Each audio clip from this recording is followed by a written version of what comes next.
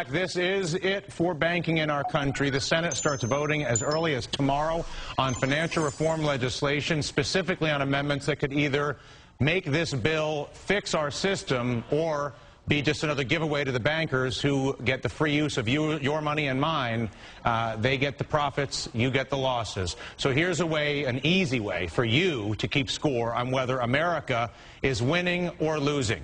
Your financial future, whether you will have a job, whether you will be paying 30% on your credit card while being extracted by a banking system that controls the government, is directly related to the following three bills. Number one, Senator Ted Kaufman and Sherrod Brown with their safe banking amendment that would force banks to shed assets to the point where they could actually fail without taking down the entire system.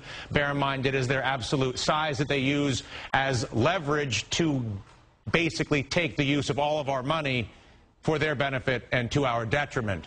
As they have said right here on our air, this bill aims to prevent too big to fail banks from being, yes, too big to fail.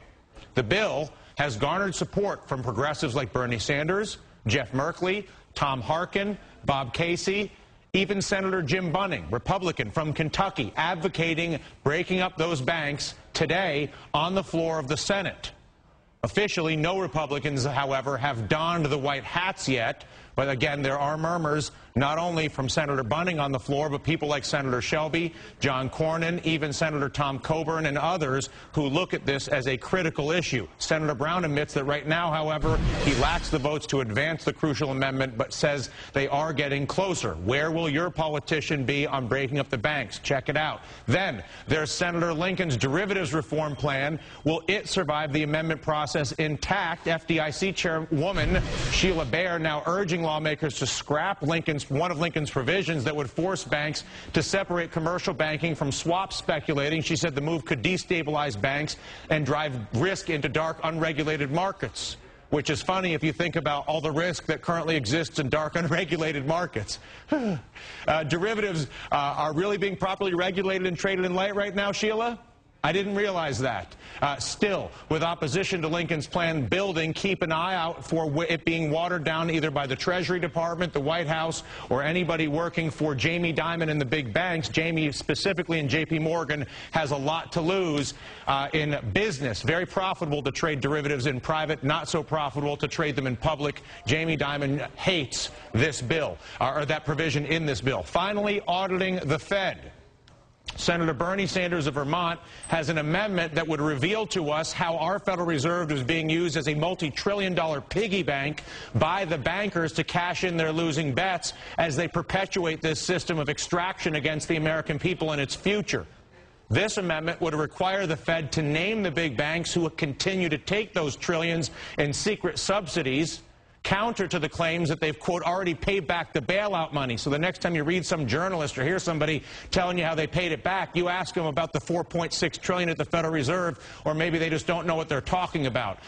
This amendment, deeply opposed by the Fed and the White House, because they don't want to admit to the fact that they're running a basically fraudulent banking system with the fraud being hidden at the Federal Reserve. However, our representatives, who are the ones that allow them to tax our money to support this fraud, have started to gain bipartisan support. 5 Democrats and 10 Republicans, including Senator John McCain, Jim DeMint, Chuck Grassley, all in the Senate, all pushing to audit the Fed. The measure's twin was proposed in the House by Libertarian Ron Paul and liberal progressive Alan Grayson, only to be stripped down in the House by the likes of pro-bank Democrat Mel Watt of North Carolina, who effectively castrated the Grayson-Paul amendment.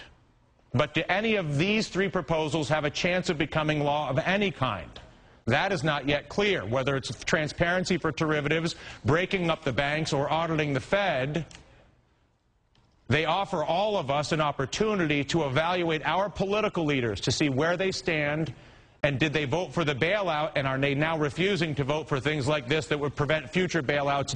Do our politicians indeed work for the banks? You want an easy way to score your politician and vote them out in the fall? There you go. Kaufman, Brown, derivatives, and audit the Fed. Joining us now, Democratic Congressman from Florida, Alan Grayson, and live via Skype, Republican Congressman from Texas, Ron Paul. Congressman Grayson, I will begin with you. Why do we find a libertarian and a conservative like Congressman Paul, who's on the screen next to a a progressive like yourself, and we see the similar combination developing in the Senate. Why the combination?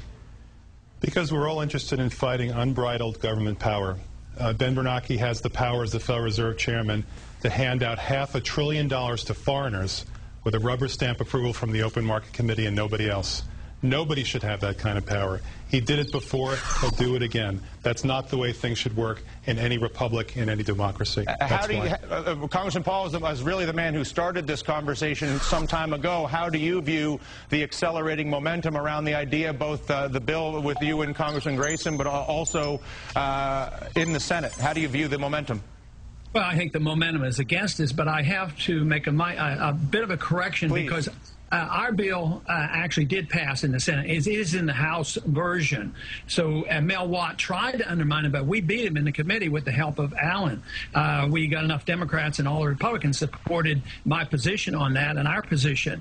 But the big question comes up very soon, possibly tomorrow, when Bernie Sanders offers his amendment, and in my understanding it will be the same as our amendment. So that'll be the real key test. But even if Bernie's amendment passes, it's a long way from over. We still have the president that need to sign this, and then we need the courts. And traditionally on monetary issues over the centuries, the courts always rule in favor of big government and government control of the monetary system, not free market banking. If you were to look, Congressman, at the White House